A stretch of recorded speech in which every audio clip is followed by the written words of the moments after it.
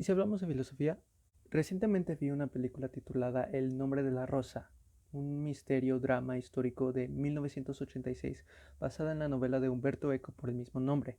La película narra la historia del fraile franciscano William de Baskerville, interpretado por Sean Connery, y su joven novicio Atzo de Melk, interpretado por Christian Slater, quienes intentan resolver el enigma detrás de una serie de muertes misteriosas en una abadía medieval.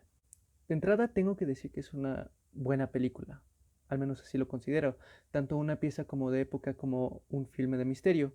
Creo que fanáticos de cualquiera de estos dos géneros encontrarán algo de disfrutar de la película. El personaje destacado es sin duda el de William de Baskerville.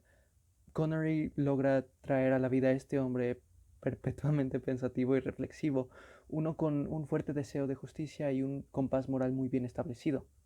Como monjes franciscanos, William y Atzo juegan un rol interesante dentro de la abadía benedictina. En varios puntos de la película, William entra en conflicto con los frailes benedictinos y enseñanzas de su misma orden por desacuerdos epistemológicos acerca de la teología e interpretaciones diferentes de las enseñanzas religiosas nacidas del cristianismo. Uno de los ejemplos notables es la discusión entre William y el fray Jorge sobre si Jesucristo reía o no, la cual lleva una pequeña pero valiosa viñeta acerca de la fiabilidad de textos religiosos al omitir detalles de la vida de sus figuras importantes. En lo que yo me quiero enfocar en este video son los aspectos menos sutiles de las enseñanzas cristianas expuestas en la película. Como está ambientada en una abadía italiana a inicios del siglo XIV, en medio de la Santa Inquisición, la película representa a una iglesia donde preponderan prácticas y doctrinas algo extrañas para el público moderno, al menos, pero que bien tienen su lugar dentro de la historia de la cristiandad y su institución. Es por eso que ahora, sin más por el momento, quiero discutir con ustedes el nombre de la rosa y el homoerotismo. Empecemos analizando un aspecto de la liturgia visto a lo largo de la película, el beso de la paz. Al inicio de la obra, dos hermanos monásticos, uno de ellos el hermano William, interpretado por Sean Connery, se saludan con un beso en la boca.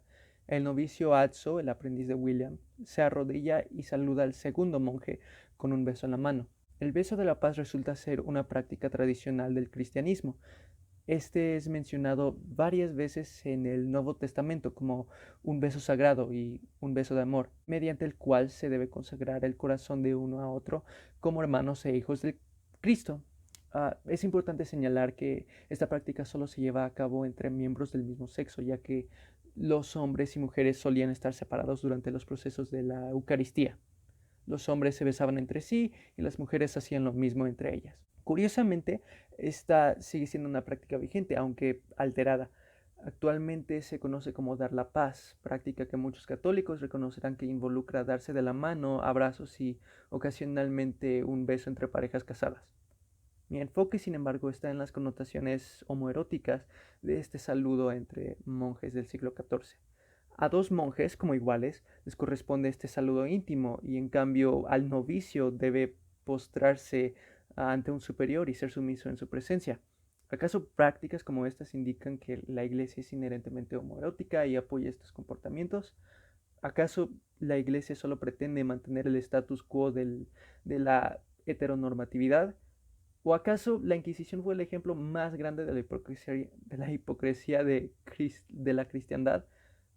La realidad es que no. La verdad es que teoría referente a la homosexualidad y su consideración en el cristianismo es una fuente de mucho debate a causa de variantes en traducciones e interpretaciones individuales de diferentes teólogos y filósofos. Por ejemplo, en la Biblia Romanos capítulo 1 versos 26 y 27 hacen referencia a acciones homosexuales y a su condena, aunque la especificidad o mejor dicho la inexactitud de los actos es la fuente de interpretaciones muy diferentes.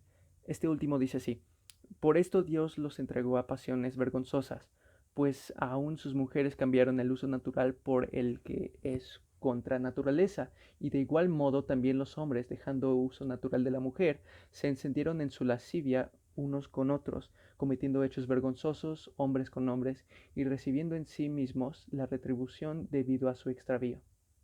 Ahora, es posible concluir que lo escrito es una explícita condena de la homosexualidad o alternativamente las acciones homoeróticas por parte de personas heterosexuales.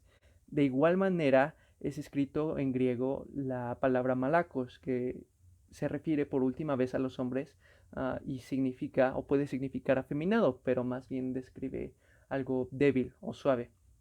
También es posible que esta sea un ejemplo de la retórica utilizada por los judíos helenistas, la cual, según el apóstol Pablo, debía ser evitada por los cristianos y por tanto debería ser interpretado como sarcasmo e hipérbole. Realmente es muy interesante la naturaleza incierta de las intenciones de los autores de los textos bíblicos tiene sentido en una película donde el conflicto surge de desacuerdos hermenéuticos y epistemológicos entre los personajes, desacuerdos que profundamente involucran a traductores, monjes de diferentes órdenes cristianas y textos griegos de la orden benedictina.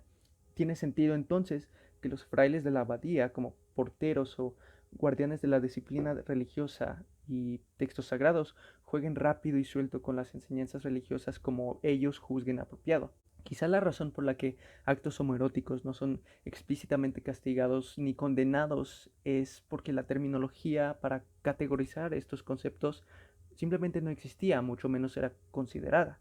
El apóstol Pablo, a lo largo de Romanos y Corintios, una serie de cartas destinadas a los judeocristianos y el público romano, parece condenar una plétora de acciones y comportamientos que él juzga pecaminosos: la infidelidad, la libertad de los esclavos, el incesto, el sexo y al parecer la homosexualidad.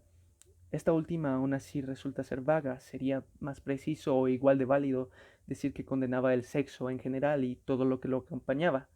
La Iglesia Católica realmente no tenía razón en ese entonces para prestarle atención a la homosexualidad, mucho menos el gran espectro de sexualidad que consideramos hoy en día. En su lugar, esta estaba mucho más enfocada en relaciones y conductas heteronormativas, la relación entre el hombre y la mujer y la sumisión de esta última.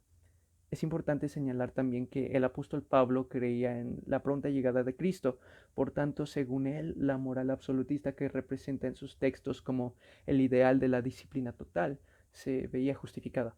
El papel del autocontrol y la disciplina del ser sexual se ve recalcado por la importancia de la masculinidad para el pueblo romano, cualidades que solo le podían pertenecer al hombre. Es evidente que el problema de la disciplina cristiana no es la homosexualidad, sino la feminilidad. Que el problema de la disciplina cristiana no es la homosexualidad, sino la feminidad y especialmente hombres afeminados. Lo cual en sí no es malo. Se me olvidó señalar que ser afeminado no es malo.